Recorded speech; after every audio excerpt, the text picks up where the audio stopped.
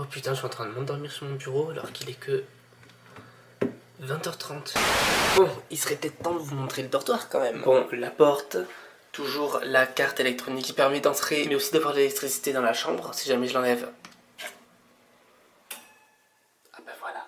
En vrai, si vous avez vu ma vidéo il y a 2 ans des dortoirs de la SNU, ce sera globalement la même chose. Donc là, le petit placard à chaussures pour pas rentrer avec les chaussures. Je vais essayer de pas trop montrer le côté de mon coloc qui est de ce côté du coup et de montrer que le mien. Le bureau où j'ai déjà commencé à mettre tout mon bordel. Alors le truc qui m'a fait rire, je vous rappelle que je suis dans une université catholique. Alors évidemment, on se retrouve avec le Nouveau Testament. Là il y a le reste de bouffe que j'ai ramené de ma quarantaine. Là j'ai pu mettre mon bordel. J'ai oublié de demander les draps et les coussins. Faut que je paye 50 000 won pour les avoir. Donc cette nuit il y aura rien, tant pis. On a aussi un frigo. Le routeur internet, je capte la 5G les gars. Ah oui, je vous parlais de la Bible mais on a Jésus qui nous regarde tous les jours. Ah et mon coloc m'a dit que ça c'était des haut-parleurs. Genre si jamais ils ont des annonces à faire ou quoi, ça va nous gueuler dessus alors qu'on est à l'intérieur. Et là, bon, il fait nuit, donc vous voyez pas la vue. Mais bon, je vous le dis tout de suite, en face, c'est juste un bâtiment. Je vais vous mettre une vue de jour au montage pour que vous voyez mieux. Mais il y a juste un gros bâtiment, sur le côté, il y a des travaux, avec un petit truc traditionnel là au-dessus. J'ai trop envie d'y aller. Du coup, je vais peut-être me renseigner, et un jour où j'ai rien à faire, on ira voir ce que c'est. Et du coup, de ce côté, le meilleur pour la fin, la salle de bain qui n'a pas de porte. Je vous jure, quand j'ai vu ça, mais j'ai paniqué parce qu'il est hors de question que je me douche pendant que mon coloc est là. Après je dis ça, mais quand je suis arrivé, il venait justement de sortir de sa douche, donc il était encore à poil. Donc je vous laisse imaginer comment se sont passées les présentations. Oh, c'est le monsieur propre coréen. Ah oui, je vous ai pas montré, mais évidemment on a aussi de quoi ranger nos vêtements, hein.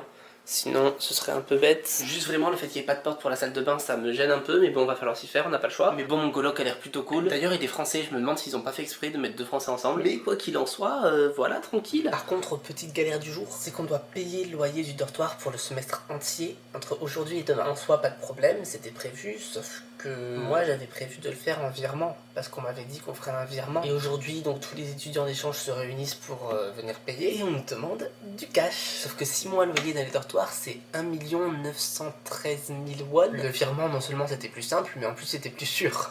En plus, bon, je vais pas casser les couilles, hein, donc j'ai quand même essayé. Et me dis pas que sur 5 distributeurs, j'ai réussi à sortir que 400 000 won.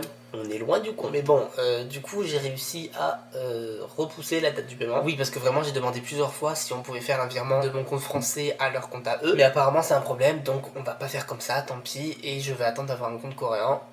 Ce sera beaucoup plus simple. Ah, et je vous ai pas dit mon arrivée dans le dortoir ce matin. Du coup, j'arrive dans le hall et ils ont pris ma température pour être sûr que j'ai pas de fièvre. Et j'avais 37,8 degrés. Je vous rappelle qu'il suffit d'avoir 37,5 pour avoir de la fièvre. En vrai, j'avais juste pris un coup de chaud parce que j'étais dans le taxi où il y avait la clim. Je suis sorti, il faisait plus de 30 degrés avec ma valise hyper lourde que je devais tirer. Et je rentre dans un bâtiment où la clim est à fond. J'avais le front en sueur. Donc évidemment que ma température, elle avait augmenté. Du coup, le gars, bon, il était pas bête, hein, il savait qu'il faisait chaud dehors. Il a changé de thermomètre pour me prendre la température dans l'oreille. Je faisais 35,7. 2 degrés de différence entre mon front et mon oreille, genre n'importe quoi. Du coup, il m'a dit bon, tu sais quoi, laisse tomber, vas-y, tu passes. Venez, on va voir ce qu'il y a à l'étage parce que je sais pas. Oui, la laverie. Je crois qu'il y a d'autres trucs auxquels on a accès, mais je sais pas ce que c'est. Donc, j'ai pris des sous pour faire genre que je vais juste au distributeur pour prendre une boisson. Et on doit pas boire l'eau du robinet à Séoul parce qu'elle est pas bonne.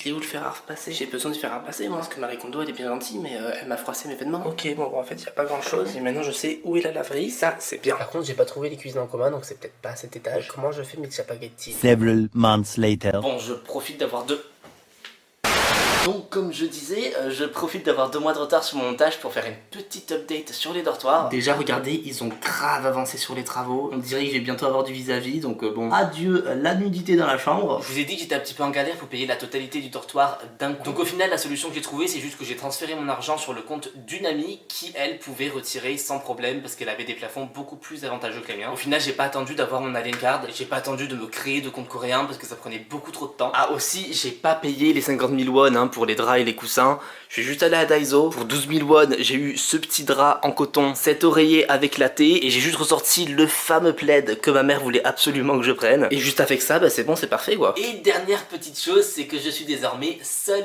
dans ma chambre puisque mon coloc a décidé de quitter le dortoir. À vrai dire, avec le corona, on a cours quasiment que en ligne, donc ça sert un petit peu à rien d'être dans la fac. En plus, ça nous prend minimum 45 minutes de métro d'aller jusqu'à Séoul. Donc pour des gens qui sortent très régulièrement comme lui et moi, c'est un peu chiant. Mais je pense que le plus gros inconvénient du dortoir pour lui, c'était les règles. Les règles, vraiment, ici, c'est important, c'est strict.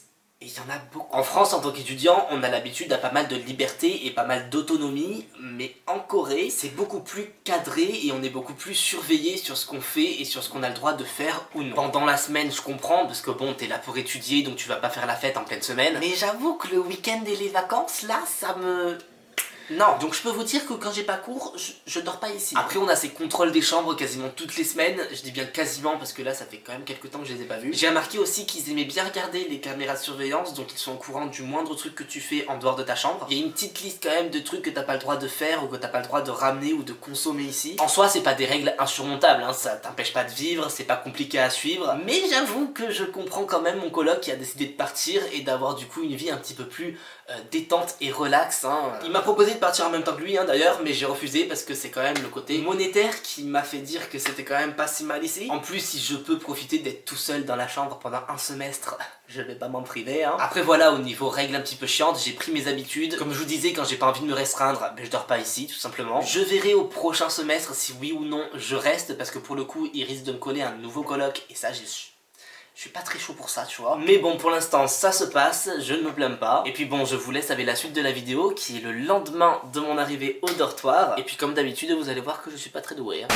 Au secours, je viens de sortir du dortoir et je suis déjà perdu. Je sais pas comment on sort de la fac pour rejoindre la station de métro, que j'ai pas de 4G ni rien. Et ben je galère. Sinon il a l'air mignon le campus, hein. Parce que là je suis sur Google Maps, et d'après eux je dois aller là.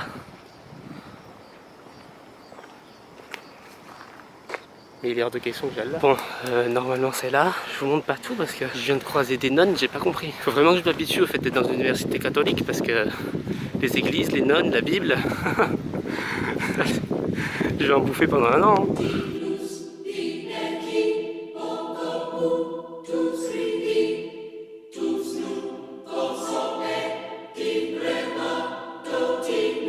Ok, c'est bon, j'ai trouvé. Enfin, j'ai dû demander à 3 personnes, mais j'ai trouvé. C'était trop drôle, genre j'ai vu des gens qui étaient là justement pour aider les gens paumés comme moi. Et au début, moi je leur parle en anglais, je leur dis where is the subway? Et puis la meuf, elle me fait ah, subway in our university? Et puis là, je fais attends, elle a pas compris ce que je voulais dire, je vais lui dire en coréen.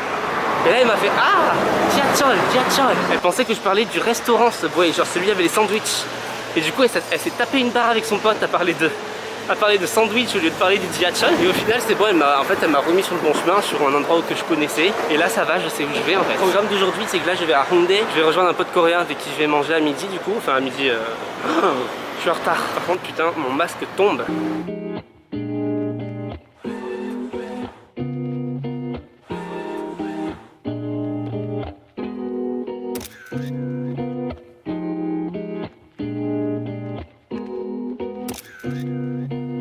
Il y a une adjointe dans le couloir, elle me voit, elle s'est arrêtée sec pour prendre en photo genre.